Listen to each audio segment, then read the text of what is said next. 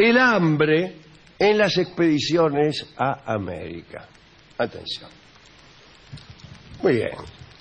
Cuando los españoles o los portugueses llegaban a las costas americanas, se encontraban muchas veces con pobladores que tenían agriculturas muy primitivas. El principal alimento de los pueblos de América del Sur y América Central era el chazabe, una especie de torta de harina de mandioca. Esta comida era de trabajosa elaboración. No sé por qué era trabajoso. Trabajoso debía ser moler el grano, eso era trabajoso, ¿no? Porque una vez que tú tienes la harina de mandioca, hace un bollo y se lo come. Bien. Pero para moler el grano había que pelarse las pestañas. Muchas veces no alcanzaba para alimentar a los recién llegados, que eran los españoles. Los expedicionarios, hasta que pudieron cultivar la tierra por sus propios medios, se dedicaban al saqueo o a cambiar de lugar. Se acababa el morfo en un lugar, se iban a otro. Pero en la búsqueda y en los trayectos tenían mucho hambre, tenían hambre. En algunos lugares, como por ejemplo en la selva, los recursos alimenticios eran mínimos. Además, no podían adaptar a las regiones tropicales lo que traían, las plantas que traían, como el trigo o la vid o el olivo. Tampoco tenía sentido acumular alimentos porque los calores de aquellas regiones eran tan terribles que todo se pudría. Se pudría incluso el bizcocho, que era un pan que soportaba mejor las inclemencias del clima. ¿Sabe por qué se llama bizcocho? No, ¿por qué? Es 2 veces cocido. Bizcocho. Biz 2 veces, cocho de cocido. Ah, mire usted. Sí, es un pan que se cocina más de una vez y entonces aguanta mejor, se pudre menos. En los barcos se pudría mucho todo, se pudría el agua, se pudría el bizcocho, la carne, usaban carne salada, pero también se pudría. En los barcos y naturalmente en aquellas regiones que tenían tanto calor también. Bueno, ante estas situaciones había que vencer todas las repugnancias, le digo, porque claro, a buen hambre no hay pan duro. Podía verse aquellos hombres buscando bichos, ¿qué tal?, raíces, o rascando frenéticamente la tierra en busca de algo que comer, raíces, yo qué sé. Cuenta Ulrico Schmidl, aquel que vino al Río de la Plata, el que se enamoró de las guaraníes. Cuenta Ulrico que los conquistadores devoraban plantas incluso sin saber si eran venenosas, y muchos terminaban retorciéndose y cayendo al suelo como escuerzos. Digo yo, una metáfora que no tiene el menor efecto.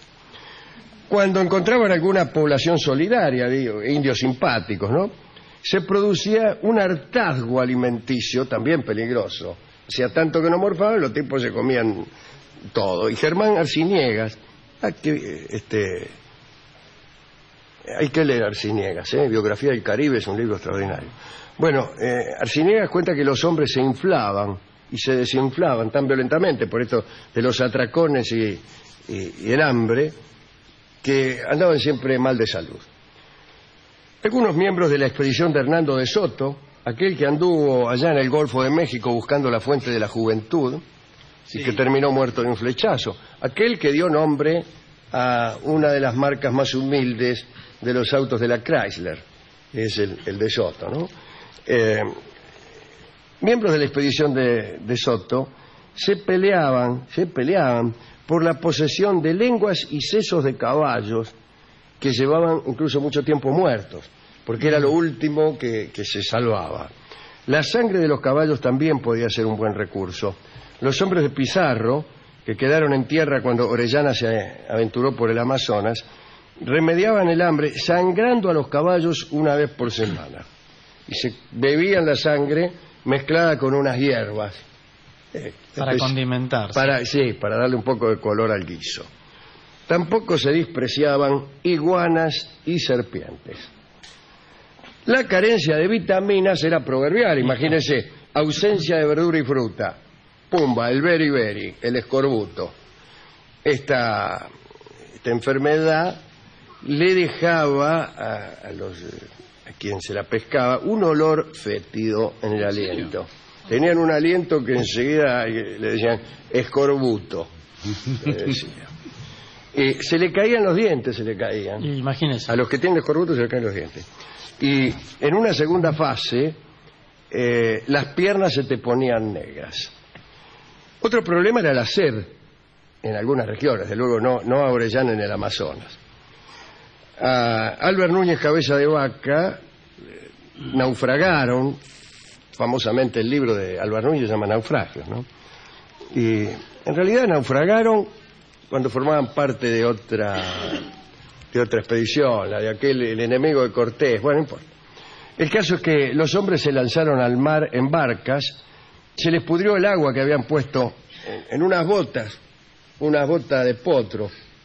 ¿De cuero? De cuero, claro, habían puesto el agua ahí y se les pudrió. Después de 5 días sin probar una gota de agua, algunos tomaron agua salada, estaban en el mar, le agarró la desesperación y sabés que no podés tomar agua salada, como lo sabe cualquiera que haya visto una película de náufragos, porque te morís. ¿Te morís seguro? Te morís. ¿Y usted? Nosotros, por ejemplo, en Mar del Plata, cuando trabajamos de bañeros, ¿recuerdas? Una de las cosas que les decíamos a la gente, porque hay muchos que por ahorrar, por no comprarse... Sí, por ahí están comiendo un sándwich milanesa. Claro, dice, ¿qué, con todo el agua que hay, ¿para qué voy a gastar en agua mineral o en pomona? Y se llenaban ahí una botellita con agua de mar y se la tomaban. Y nosotros decíamos, se muere. Pero, ¿cuánto hay que tomar? Porque a veces uno accidentalmente toma un poquito de agua de mar. No, eso va, accidentalmente se puede, ese es el asunto. Si te la tomás accidentalmente puedes tomar todo lo que quieras. Pero si te lo tomás de un modo deliberado, ahí esa intencionalidad te mata. Lo que mata es la intención, entonces. Lo que mata es la intención, como sabe cualquiera. Bien, el caso es que murieron todos, al menos los de la expedición de Álvaro Núñez Cabeza de Vaca. Todos los que tomaran agua salada. En aquellas situaciones de hambre se produjeron incluso casos de antropofagia. El más famoso es el de Buenos Aires, ¿no? Aquella tremenda hambruna que se desató en Buenos Aires, en la Buenos Aires de Pedro de Mendoza, el primer adelantado. Dice Schmidl, que fue testigo de este suceso, que lo siguiente, leo a Ulrico Schmidl. Pero es la carta original. La carta original de Schmidl. Qué bárbaro. La gente no tenía nada que comer. Era tanta la miseria y el hambre que no había serpiente, rata ni otro bicho inmundo para aplacarlo. No quedaron ni zapatos, todo se comía. Lo único que se guardaba eran los caballos. Porque el zapato está hecho con cuero, en un punto comestible. Claro, en aquel tiempo se hacían de cuero. Hoy en día, por ejemplo, comerse una Skippy no serviría de mucho. Usted le come los zapatos al Cocosili. Es todo sintético. Esos zapatos que trajo un día, bueno, con eso no te puede hacer un sándwich. En aquellas situaciones ya se lo dije, pero en cambio no le dije que 3 españoles se robaron un caballo, estaba absolutamente prohibido comérselo, y se lo mancharon. Fueron atrapados y, bajo tormento, confesaron la falta. Los ahorcaron. Aquella misma noche, otros españoles se juntaron y fueron al cadalso, donde estaban los cuerpos, y se los comieron. También fueron ajusticiados, pero esta vez se procuró esconder los cadáveres. Cuenta esta historia Mujica Lainez en un cuento de Misteriosa Buenos Aires, que se llama Creo el hambre, casualmente, ¿no? Bueno, también ahí hay otros casos de antropofagia. Diego González Baitos, que era soldado de la expedición de Pedro de Mendoza, se comió a su hermano durante el asedio de julio de 1536 en Buenos Aires, ¿no? Así que bueno. De un grupo de soldados... ¿De qué forma se comió el hermano? Porque es muy truculento esto. Lo mató y se lo comió. No da detalles el cronista. Toda la receta. Se lo comió, señor. Listo. Qué mal gusto, ¿no? Porque... Claro. Pero teniendo tanta gente para comer, se va a comer justo al hermano. A buen hambre no hay pan duro. Otro que la pasó mal fue Álvaro de Aguilar, que encalló con su nave rumbo a Santo Domingo en 1513. Y bueno, los indios le dieron algo de comer y los alimentaron durante 2 meses.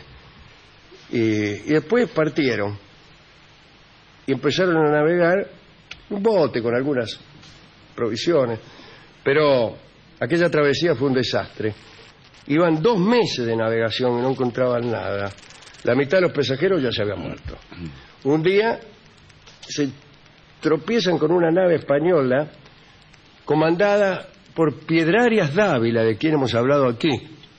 Piedrarias Dávila era un tipo que se había muerto. Un día se murió. Entonces lo estaban velando, lo metieron en un cajón, empezaron a velar y de golpe resucitó. Le habría agarrado la catalepsia, andás a ver qué. El caso es que el tipo resucitó, arruinó el velorio, ¿no? Y sí, bueno, pero está vivo. Lo importante es eso. Y desde entonces llevaba aquel cajón, como recuerdo del milagro de su resurrección, a todas partes.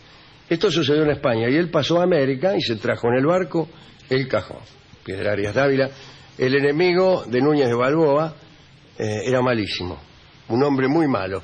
Justo lo encontró a Aguilar con los pocos que... el barquito de Aguilar con los pocos que quedaban, la mayoría había muerto.